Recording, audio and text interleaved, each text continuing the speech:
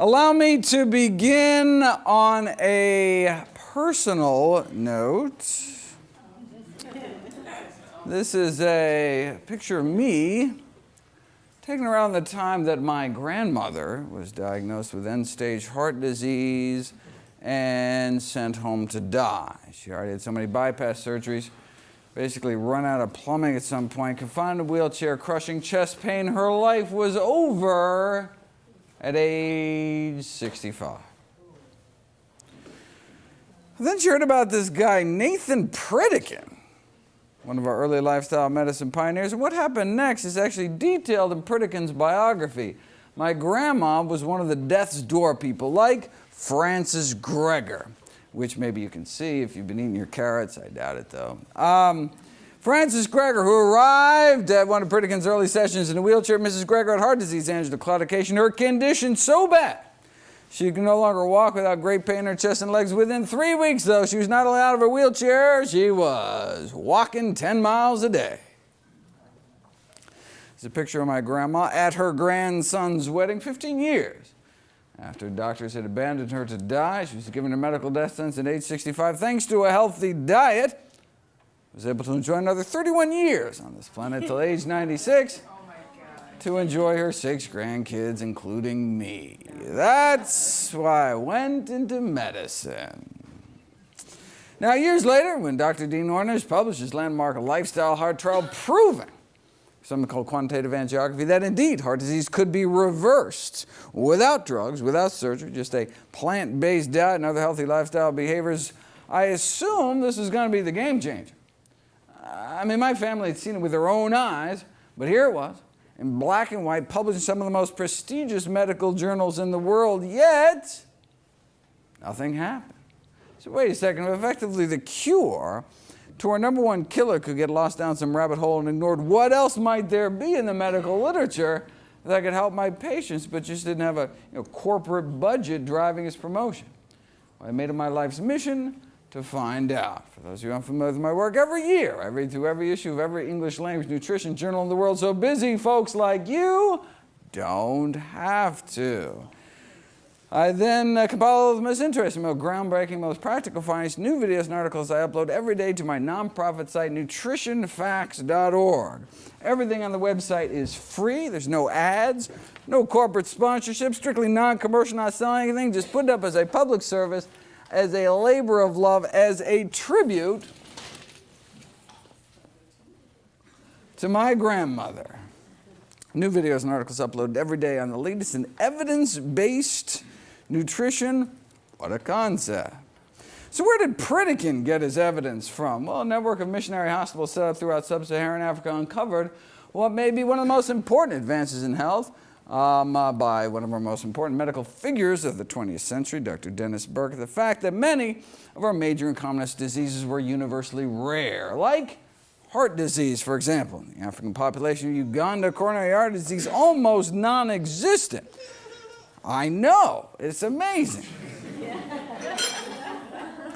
Wait a second, number one cause of death, almost non-existent. What were they eating? Well, they were eating lots of vegetables and grains and greens, and their protein almost exclusively from plant sources. And they had the cholesterol levels to prove it, very similar to what one sees in kind of modern day plant eaters at 141. So wait a second, maybe they were just dying early from something else, never lived long enough to get heart disease. No, here's age-matched heart attack rates in Uganda versus St. Louis. Out of 632 autopsies, Uganda only 1 myocardial infarction out of 632 age and gender matched autopsies. In Missouri, 136 myocardial infarctions, more than 100 times the rate of our leading killer. In fact, they were so blown away, went back, did another 800 autopsies in Uganda, still just had one small healed infarct, meaning it wasn't even the cause of death. Out of 1,427 patients, less than 1 in 1,000. Whereas here, heart disease is an epidemic.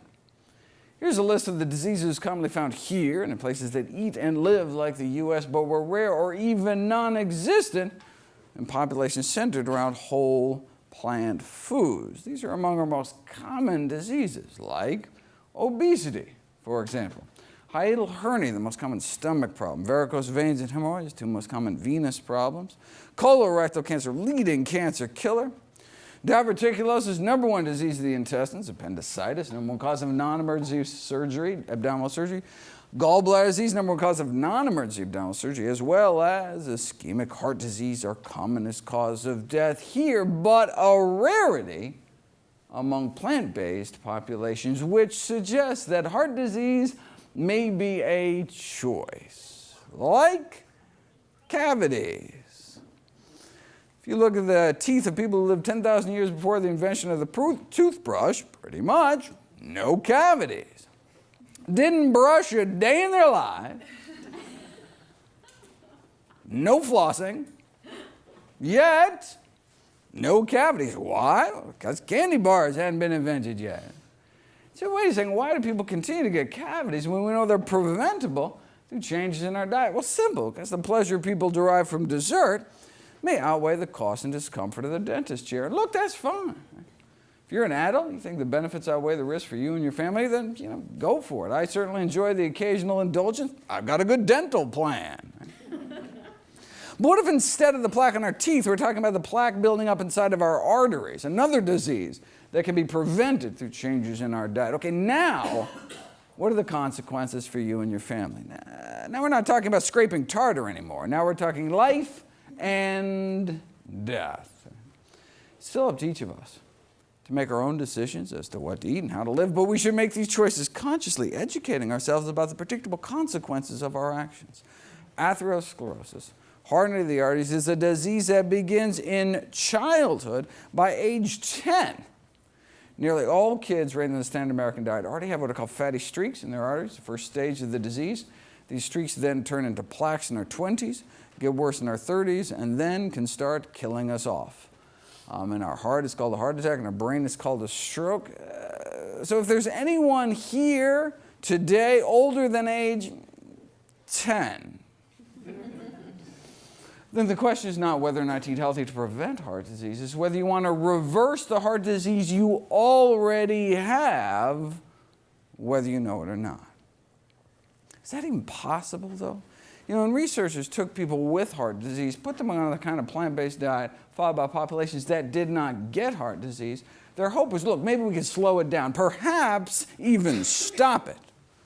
But something miraculous happened. As soon as people stopped eating artery-clogging diets, their bodies were able to start dissolving some of that plaque away, opening up arteries without drugs, without surgery, suggesting their bodies wanted to be healthy all along, but were just never given the chance. This remarkable blood flow on the left that few can see, but it's there, this is to the heart muscle itself.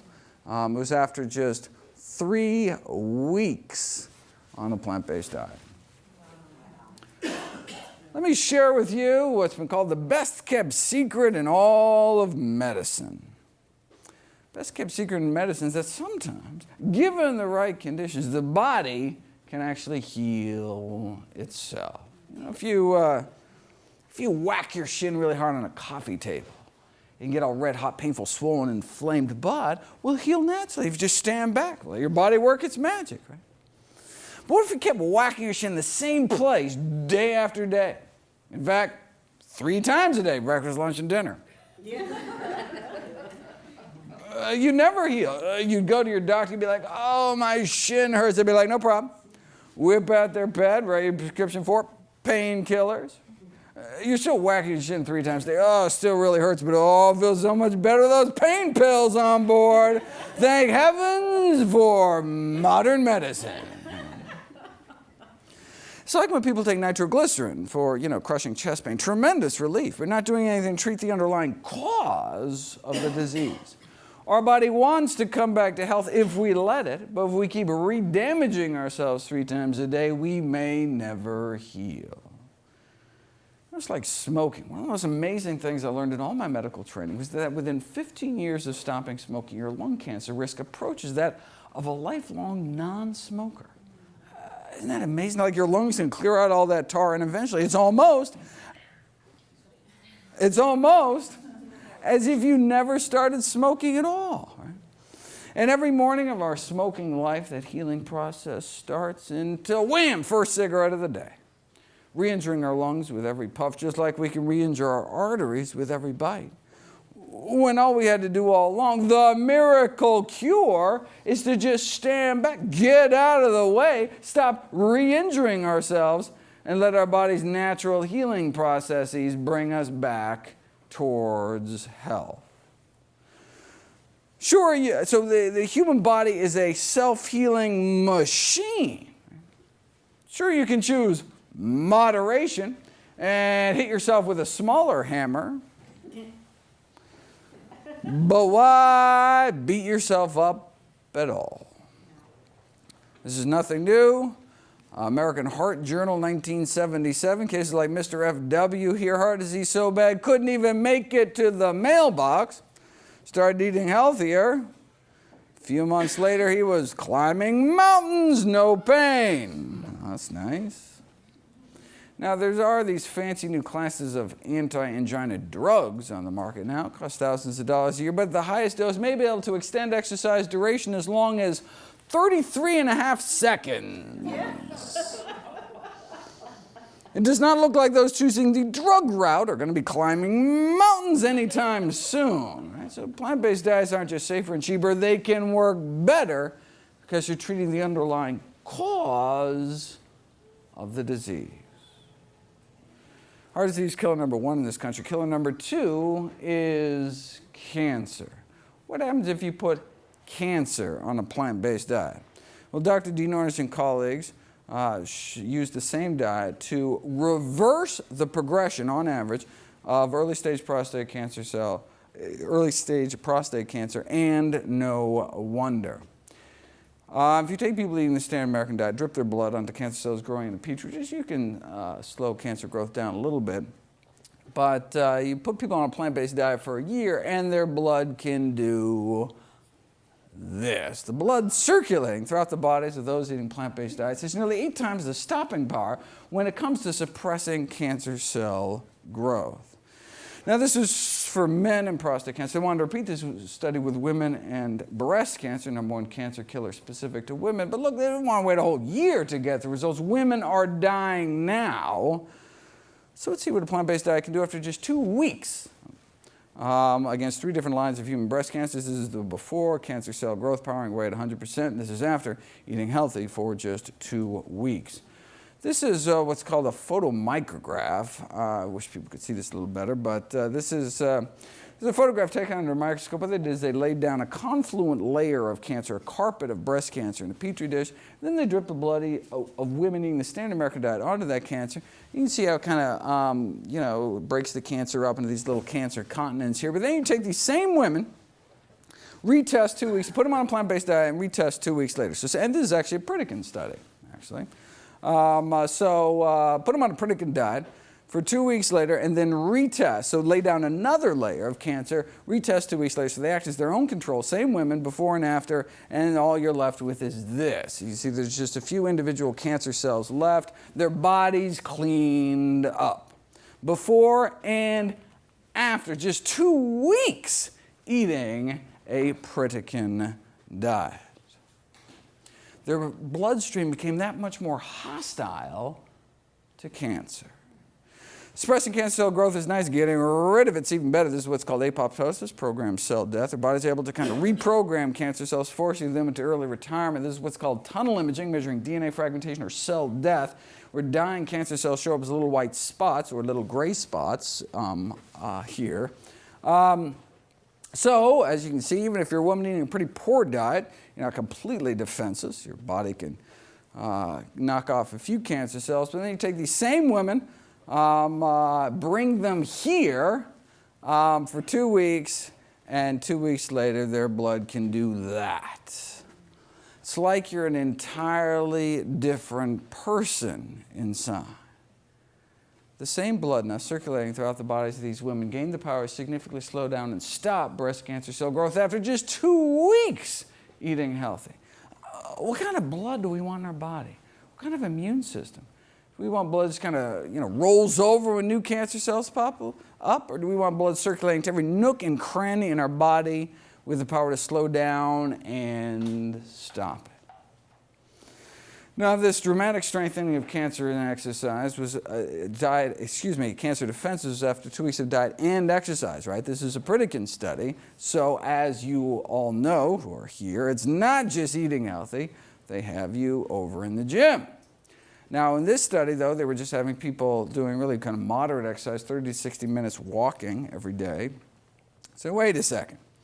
If you do two things, diet and exercise, how do you know what role the diet played? So researchers decided to put it to the test. Pritikin researchers decided to put it to the test. Here's what we saw before.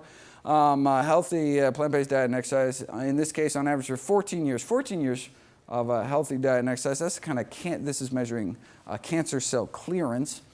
So you can compare that to the cancer-stopping power of your average sedentary American. There's a little cheeseburger in their lap. You can't see that, but which is essentially non-existent. All right, but here's the interesting group in the middle. Well, what about 14-year standard American diet, but 14 years daily, strenuous, hour-long exercise like calisthenics? They wanted to know if you exercise long enough, if you exercise hard enough, can you rival some strolling plant eaters over here? And the answer is exercise helped, no question. But literally 5,000 hours in the gym, no match for a plant-based diet. This is the same tunnel imaging we saw before. Even if, so even if you're a couch potato, living off of fried potatoes, you're not totally defenseless, you can kill off a few cancer cells. You exercise for 5,000 hours, you can kill off cancer cells left and right, but nothing appears to kick more cancer tush than a plant-based diet. Right? And this may be because of animal protein. Meat, egg white, and dairy protein increases the levels of cancer-promoting growth hormone in our body called IGF-1, which involves the progression and acquisition of malignant tumors. But you start eating healthy and your IGF-1 levels drop. If you continue eating healthy, they drop even further, and your levels of IGF-1 binding protein go up. IGF-1 binding protein is one of our body's kind of emergency brakes. One of the ways our body protects itself from cancer, protects itself from excessive growth. Now, sure, in as few as 2 weeks, you can drop your body's production of IGF-1, but wait a second, what about all the IGF-1 you had circulating in your body from the bacon and eggs you had 3 weeks ago? Well, your liver releases this snatch squad of binding proteins to type any excess IGF-1, pull it out of the system, your protective levels go up within weeks, benefits continue to accrue the longer you eat healthy. This experimentally nailed IGF-1 as the villain. Plant-based diet and exercise, cancer cell growth drops, cancer cell death shoots up. But here's the interesting column here. What if you add back to the cancer just the amount of IGF-1 you banish from your system because you started eating healthier? What happens? You erase the diet and exercise effect. It's almost as if you never started eating healthy at all. So the reason, one of the largest studies on diet and cancer in history found that the incidence of all cancers combined was lower among those eating more plant-based, maybe because they're eating less animal protein, less meat, egg white, and dairy protein, which means less IGF-1 in their system, which means less cancer growth. How much less cancer growth are we talking about? Well, if you take thousands of people followed for 18 years, found that those who eat a lot of animal protein during middle age have 75% increased risk of dying prematurely in that time, and a 4-fold risk of dying specifically from cancer. But not all proteins, specifically animal protein, which of course makes sense given the IGF-1 story we talked about. The academic institution where this study was done sent out a press release with a memorable opening line: "That chicken wing you're eating could be as deadly as a cigarette." Explaining that, look, a 4-fold increased risk of dying from cancer, I mean, that's comparable to what one might get smoking cigarettes. So wait a second, what was the response in the medical community to this revelation that diets high in meat, eggs, and dairy could be harmful for the health of smoking? Well, one nutrition scientist said it was potentially dangerous to tell people about this study. Why? Because a smoker might think, why bother quitting smoking? My ham and cheese sandwich is just as bad for me. So let's not tell anyone about this whole meat and dairy thing. Shh.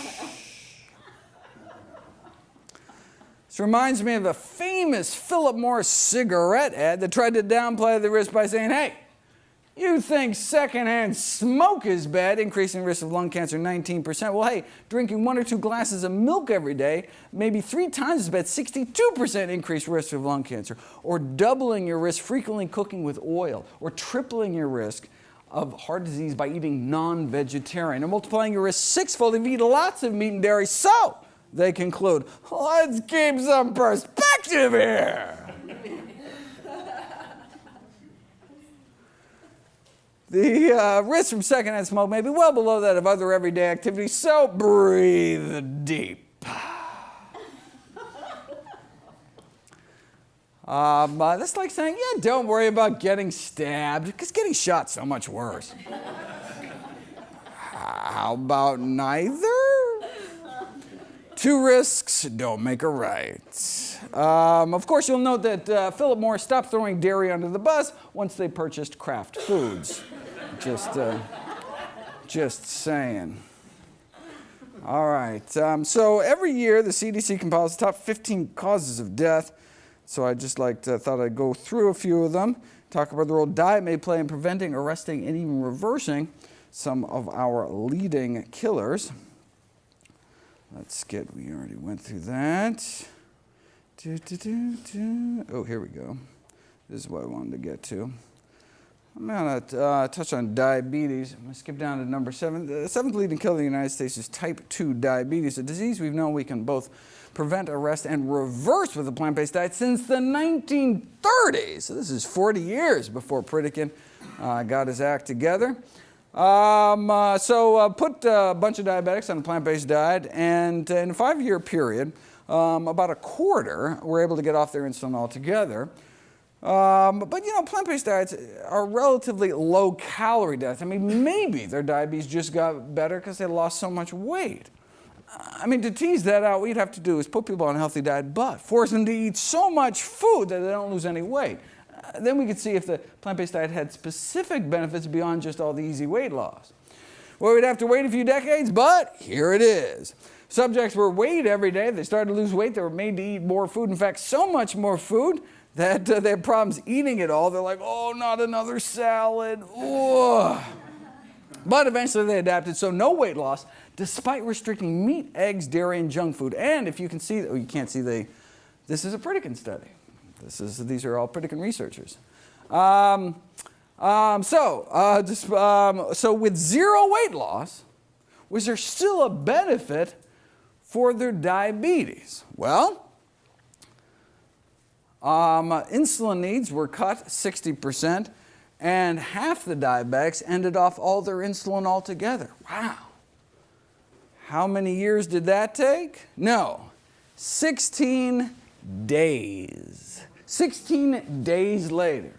So we're talking diabetics who have been diabetic for 20 years, injecting 20 units of insulin a day, then 13 days later on none. Diabetes for 20 years, then off all insulin in less than 2 weeks. Diabetes for 20 years because no one had told them about a plant-based diet. For decades, they were 13 days away at any time. Here's participant number 15, 32 units of insulin on the control diet, and then 18 days later on none. Lower blood sugars on 32 units, less insulin. That's the power of plants. And remember, this was the 0 weight loss. Their body just started working that much better. And what are the side effects? How about cholesterol dropping like a rock to under 150? Again, only about 2 weeks' time. So just like, modest changes in diet will only net you modest benefits in terms of cholesterol reduction. How modest do you want your diabetes? Asking diabetics to make moderate changes in their diet can leave them with moderate blindness. Moderate, everything in moderation is a truer statement than many people realize. Leave them with moderate kidney failure, moderate amputation, maybe just a few toes or something. Moderation in all things, not necessarily a good thing. All right, let's go back. Remember this study, this whole diet high in meat, eggs, and dairy, harmful to health as smoking, supposedly suggests, wow, you really can't see that. Supposedly said those who eat a lot of meat, eggs, or dairy 4 times as likely to die from cancer or diabetes. But you look at the actual study, you see that's simply not true. Those eating lots of animal protein didn't have 4 times the risk of dying from diabetes. They had 73 times the risk of dying from diabetes. Now, those that chose moderation, only eating a moderate amount of animal protein, only had 23 times the risk of death from diabetes. We already did this. Let me move on down.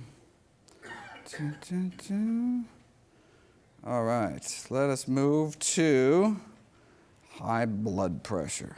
78 million Americans affected, our 13th leading killer. And as we age, our pressures get higher and higher, such that by age 60, the majority of us are hypertensive. So wait a second, if most of us get high blood pressure when we get older, maybe it's less a disease and more just a natural, inevitable consequence of aging. No, we've known since the 1920s that high blood pressure need not occur. This is one of the populations who really interested Nathan Pritikin. 1,000 people in rural Kenya had their blood pressures taken. The typical Kenyan diet is corn, beans, vegetables, fruit, greens. Our pressures go up as we get older, such that by age 60, most of us have high blood pressure. Their pressures go down. And the lower the better. We now have evidence even people under 120/80 may benefit from blood pressure reduction. You went to your doctor with 120/80, you get a gold star. But now we know even people with so-called normal blood pressure can benefit from blood pressure lowering. So the ideal blood pressure, the no benefit from reducing it further blood pressure, 110/70. 110, I mean, is it even possible to get pressures down to 110/70? It's not just possible, it's normal for those eating healthy enough diets.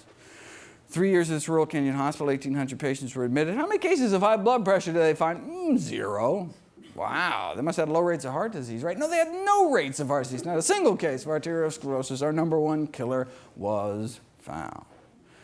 Rural China, same thing, 110/70 their entire lives, 70-year-olds, same average blood pressure as 16-year-olds.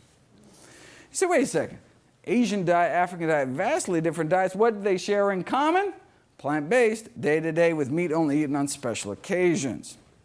So wait a second, how do we know it's the plant-based nature of their diet that was so protective? Because in the Western world, according to the American Heart Association, the only folks really getting it down that low on average are those eating strictly plant-based diets, coming in at an average of 110/65.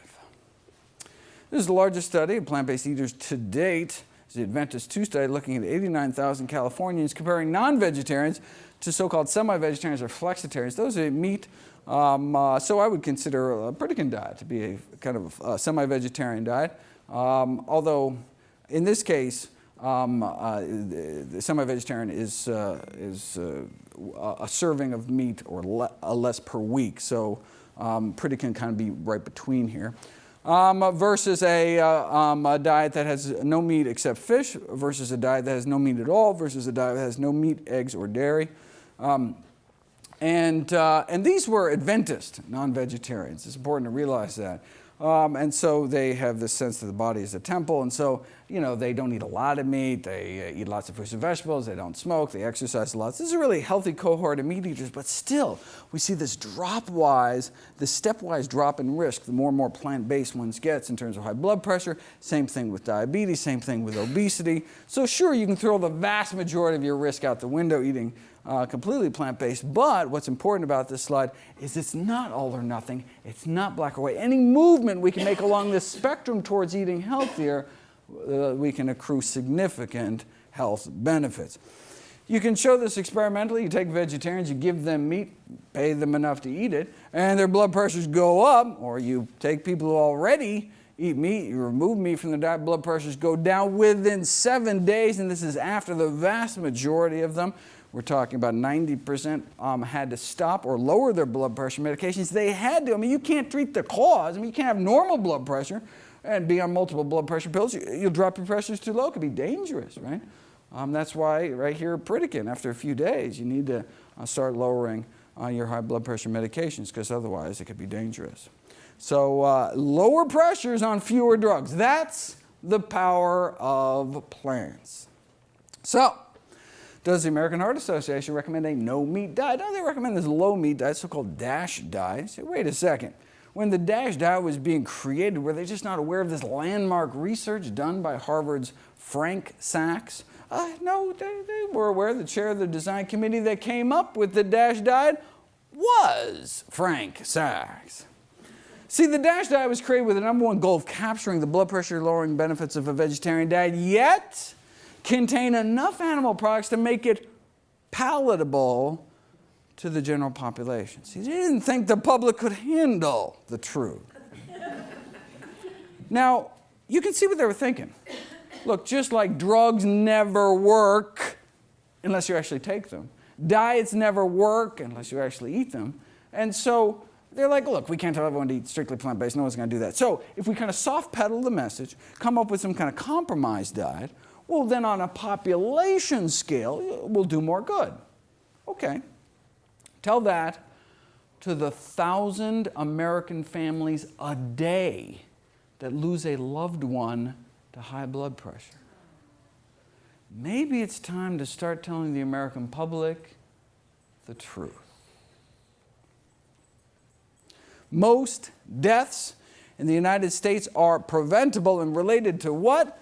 To nutrition. According to the Global Burden of Disease Study, this is the largest study of human disease risk factors in human history, funded by the Bill and Melinda Gates Foundation. The number one cause of death, diet. Just trust me there.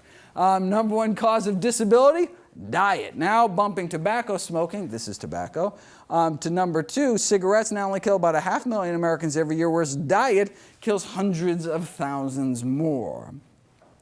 So if most deaths are preventable related to nutrition, now obviously nutrition, number one thing taught in medical school, right? I mean, it's the number one thing your doctor talks to you about at every visit, right? Wait a second, how could there be this disconnect between the science and the practice of medicine? Well, let me leave you with kind of a thought experiment to answer that question. Imagine yourself a smoker back in the 1950s. You know, back in the 50s, the average per capita cigarette consumption, 4,000 cigarettes a year, meaning the average person walking around half pack a day, on average. The media was telling people to smoke. Famous athletes agreed. Even Santa Claus wanted you to smoke. I mean, look, you wanted to keep fit and stay slender, so you make sure to smoke and eat lots of hot dogs to stay trim and eat lots of sugar to stay slim and trim. A lot better than that apple there. I don't know if you can see that. I mean, sheesh, right? Although apples do connote goodness and freshness, reads one internal tobacco industry memo, which brings up many possibilities for youth. They want to make apple-flavored cigarettes for kids. Shameless. For digestion's sake, you smoke. I mean, no curative power is claimed by Philip Morris, but hey, better be safe than sorry, and smoke. Blow in her face and she'll follow you anywhere.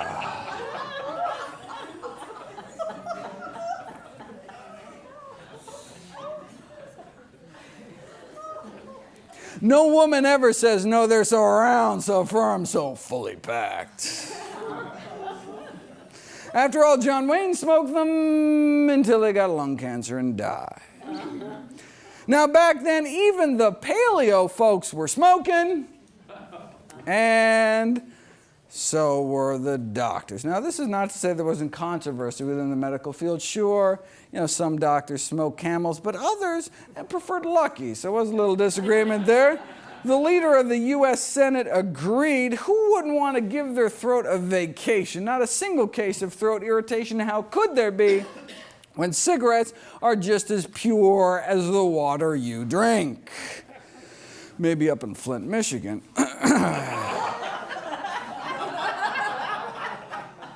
But don't worry, if you do get irritated, your doctor can just write you a prescription for cigarettes. This is in the Journal of the American Medical Association.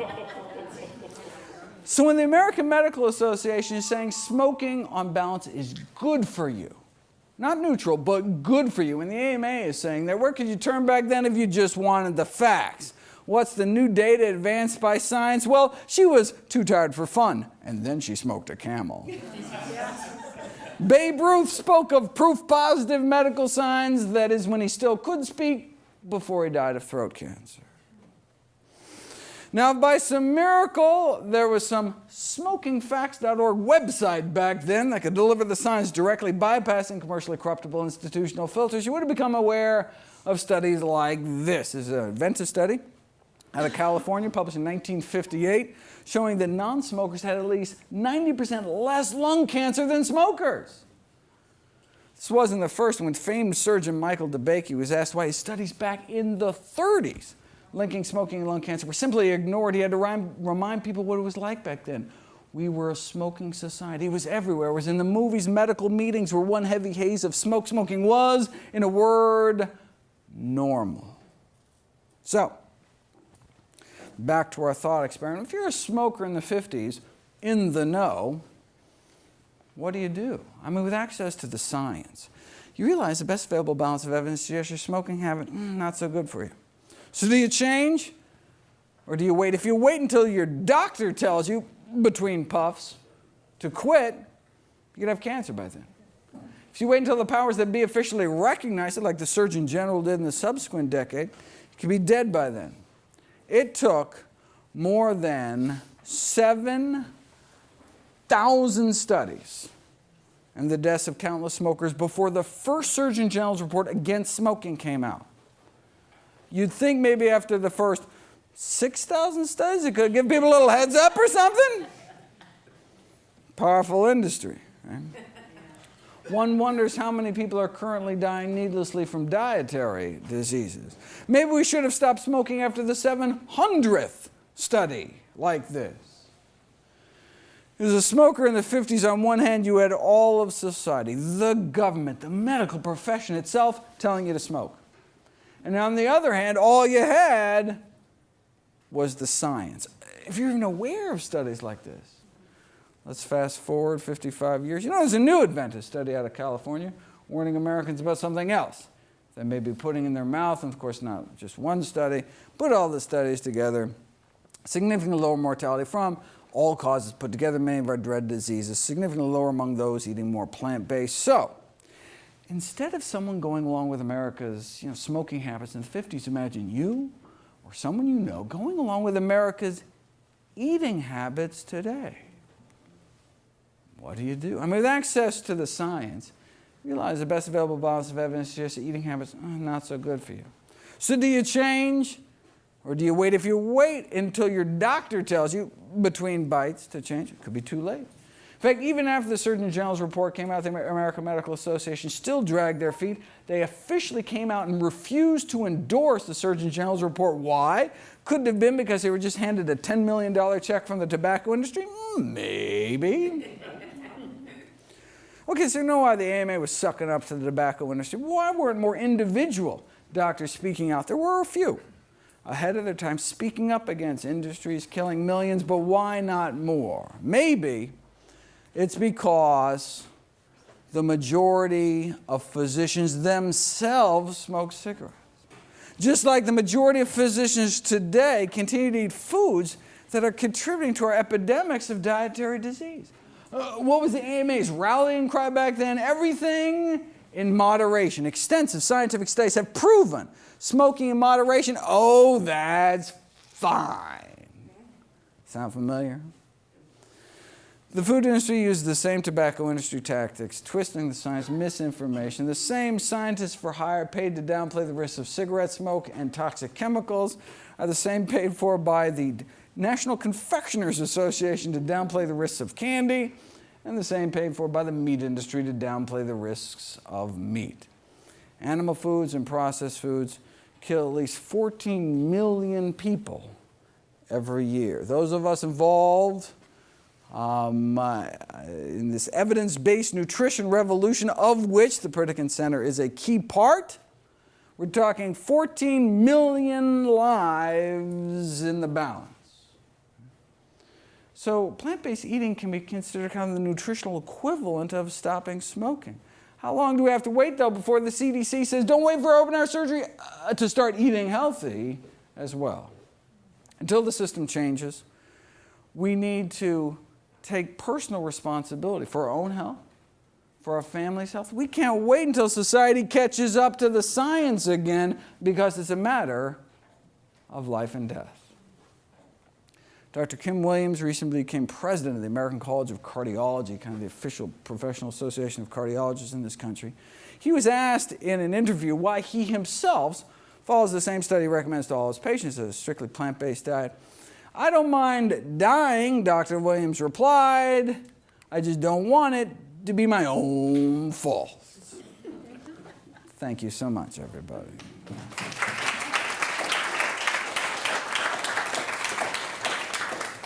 Questions? Yes. I was just wondering your thoughts on some of these non-dairy products that are available in the supermarket. Sure. Like coconut yogurts and almond yogurts that have a substantial amount of fillers and crap and sugar and other Sugar. Yeah, sugar's the big thing. So most yogurts, I mean, it's just like candy, right? I mean, the amount of sugar content. Now, in the dairy world, they've had this Greek yogurt phenomenon where this is like yogurt without the sugar, but only until recently has there been any non-dairy Greek yogurts. But just recently, Kite Hill, which is an almond yogurt company, came out with a unsweetened, and there's another one. There's a cashew-based yogurt now also with an unsweetened. So finally, that's kind of nice. They actually had, Now look, it's a processed food, right? I mean, so instead of taking a nice cashew, they remove a lot of the fiber and stuff, and okay. But certainly much better than the kind of dairy equivalent, because you don't have the animal protein that increase your IGF-1, increase your cancer risk. Yes? Do you think with the founding of that new PAC, I think for Physicians for Ethical, I forget what the name of it is, but it's like a political action committee for... Wait a second. Physicians and ethical in the same sentence? Are you sure? I was reading it recently in Veg News, I think, about a PAC that was just formed that was basically to fight against big dairy, big meat. Wow. And they try to... Cool. I have not heard. I was going to say, do you think with that kind of formation of a committee like that, Right. do you think we're going to move the dial more? So, political action committees raise a way to kind of secretly give, politicians a lot of money. And I'm afraid that no matter how many ethical physicians they are, I don't think it's a big organization, but no matter how big the PAC is, we will be subsumed by big pharma, right? Which is the number one lobby, actually in the country. More money is spent by the drug companies to lobby than gas and oil and like all these who we think are this big, So, and what about animal ag, right? Which is hugely powerful. And the processed food industry. It's a $1 trillion industry, right? And so we have some of the biggest players, the biggest lobbyists. And so, so if a politician gets a $10 check in the mail from Physicians for Ethical whatever, that's awesome. But I'm afraid it's just not going to, But what can change is we can vote them out. If there's enough understanding of what's going on, right? We can force our politicians to, put in place healthier options. So we could subsidize healthier. So right now, your tax dollars go to the sugar industry. We subsidize sugar. And they go, and to corn and soy to make animal feed cheap. And so you can get, burgers on the dollar menu, right? So wait a second. And then, of course, we have this, $1 trillion healthcare bill. Why not? And wouldn't it make more sense if you're going to put money to anything, if you were going to take your tax dollars and give it to anything, why not to the fruits and vegetables? Why not make fruits and vegetables cheaper, right? So we just have these kind of skewed priorities that only make sense because of the stranglehold that special interests have in Washington. But if Trump can become president. Anything is possible. So we should all view that as a very optimistic thing. Right? Come on. We just need Russian help. Yes, if we can get Putin on board. Yes. Yes. First of all, thank you for your work. Yeah, and your brilliance and, and the impact that you're making, because I think awareness is key. My question is about your research and things that you've been putting together in your brain about the microbiome. Oh, yeah. And we read a study recently from Stanford that talked about a plant-based diet and the gut, and how it's less about enzymes and digestion, and it's more about, I'm just curious what you know about it. Stan Hazen's group at the Cleveland Clinic, right? Humans didn't have enzymes. That was their study. Their research was saying we couldn't digest food, plant glucose efficiently without having enough bacteria. Oh, so there is a revolution going on in medicine. There's actually a few. One is epigenetics, talking about the role diet and other lifestyle changes can actually play in changing the expression of our genes. So regardless of what genes we were born with, we can turn some on, turn some off. That was landmark work done by Dr. Dean Ornish, following up on Pritikin's work. And also the microbiome. Little did we know how powerful the role that our gut bacteria could play. We used to think, gut bacteria just played a role in like gut health. So if you had inflammatory bowel disease, maybe or something. But now we realize it's systemic effects, both for good and for bad. And the reason this is such a revolution now is because the vast majority of our gut microbes are unculturable, meaning outside the body we can't get them to grow in a petri dish. And so we didn't even know what was in there until genetic fingerprinting techniques came along, and now we can say, oh, there's thousands of bugs in there, and people have different bugs, and when you change diet, you can get these rapid shifts in gut. And we used to think they were relatively stable, like you're born with whatever guts, and it depends on whether you're cesarean or not, whether you're breastfed or not. You pretty much stay with the same bugs your whole life, completely thrown out the window. Now we realize one day we can rapidly shift. You change someone from like an all-meat diet to an all-plant diet, rapid shifts, literally 24, 48 hours. You can shift, and then you have totally different new bugs in there, and they all do all sorts of different things for both good and ill. And so we're now just discovering what exactly the intricacies and so kind of the smoking gun in the food microbiome world was the work at Cleveland Clinic with TMAO, trimethylamine oxide, which is this compound created by bad bugs in our gut when we eat carnitine, found in red meat, and choline, which is found in basically eggs, egg yolks, dairy, and seafood. And so all along we were thinking, oh, you eat a lot of meat, you get heart disease because it's a cholesterol thing or something. But now we're realizing, no, there's this role. There's also a role played by this trimethylamine oxide, this nasty substance made by bad bugs. But what's interesting is that if you can take someone eating strictly plant-based, take a vegan, give them a steak. They make no TMAO. Why? Because they don't have steak-eating bugs in their gut. They don't have these bad bugs to create the TMAO. Now, if you gave them a steak every day, they'd eventually build up those bugs. But, so that is why that what it matters most what you eat day to day. It doesn't matter what you eat on your birthday or special occasions or holidays, but on a day-to-day basis, by eating healthy, we can maintain that same healthy gut microbiome and have positive effects on our immune system and even our mental health, all sorts of amazing things. So we're just now starting to piece that up. We've got a lot of videos on the microbiome, lots more coming up, but it really seems to be, so that is one of the reasons to explain why, wait a second, okay, I can see how a plant-based diet, no cholesterol, can help with the heart, but why does it also help protect against strokes? And also helps protect against your liver and your kidneys and diabetes. And it seems like, how could it help with all those things? You say, well, recently we thought, well, look, all organs need circulation.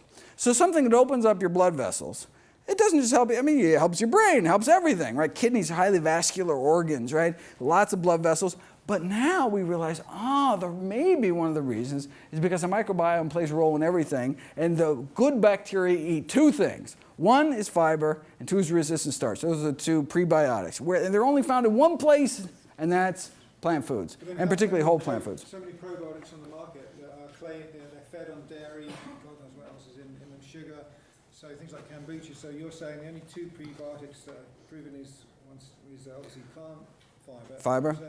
And resistant starch, right. Found concentrated mostly in legumes, beans, split peas, chickpeas, and lentils. Also found in whole grains and other whole, healthy plant foods. And so the reason that we should concentrate on prebiotics and not probiotics is like, so probiotics, so if I've got a video coming out where I make this analogy, where if you have a shed of bunny rabbits in your backyard, and you want to grow bunny rabbits, right, and you feed them all pork rinds, and they all die, right?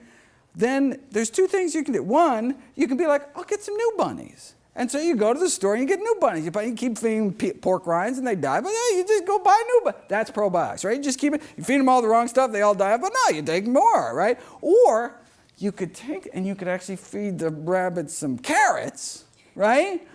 And feed them what they're supposed to be eating, and then then they just kind of grow and multiply on their own, right? It's just kind of a sustainable, it's a sustainable kind of thing.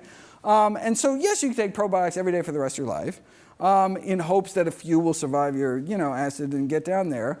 But they're not going to grow unless you actually feed them. Unless you feed them, and what do they eat? Prebiotics, fiber, and resistant starch. If you eat it, so 97% of Americans don't even reach the recommended minimum daily intake of fiber. 97% of Americans, right? And that's, a measly, about 30 grams, depending on man or woman. So, and so no wonder we have these dysbiotic problems. We have all these gut problems. We have all these, and then we get all this TMAO, hurts our arteries, hurts our brain, hurts everything. So anyway, so that's one of the reasons why, wait a second, now it makes more sense why a plant-based diet, the only place you're going to get these prebiotics, right, helps all these different organ systems at the same time. And so there's actually now work on fecal transplants, right? Why eat healthy when you can just go to the black market and get some vegan poop, and just, right?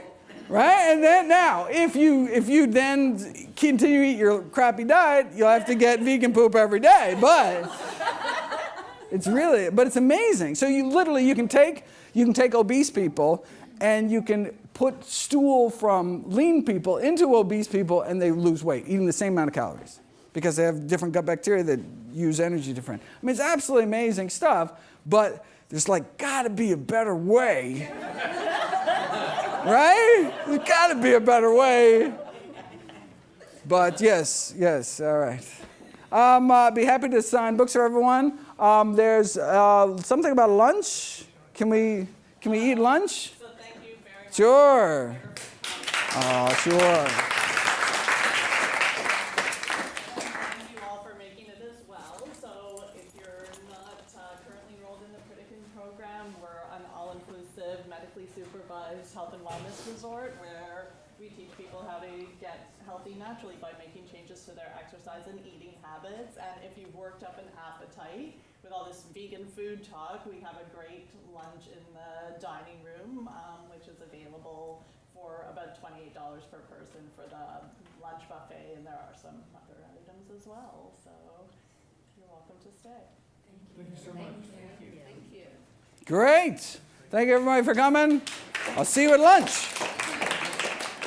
If anybody bought their books, be happy to sign. We have some books.